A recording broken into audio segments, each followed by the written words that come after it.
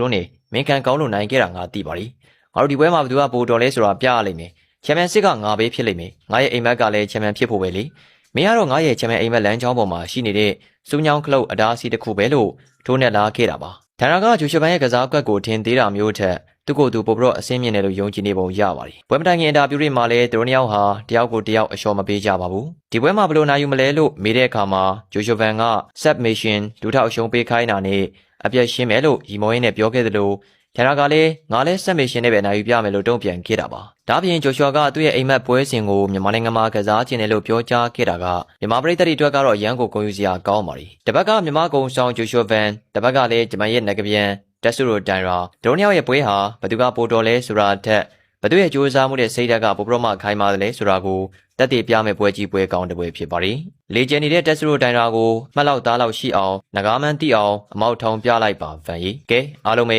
ပြည်သက်ကြီးတို့ရောဘသူကိုအားပေးကြပါလေဘသူနိုင်မယ်လို့ထင်ကြလဲခင်ဗျာကွန်မန့်မှာမှတ်ချက်လေးတွေမျှဝေပေးသွားခဲ့ကြပါအောင်ခင်ဗျာ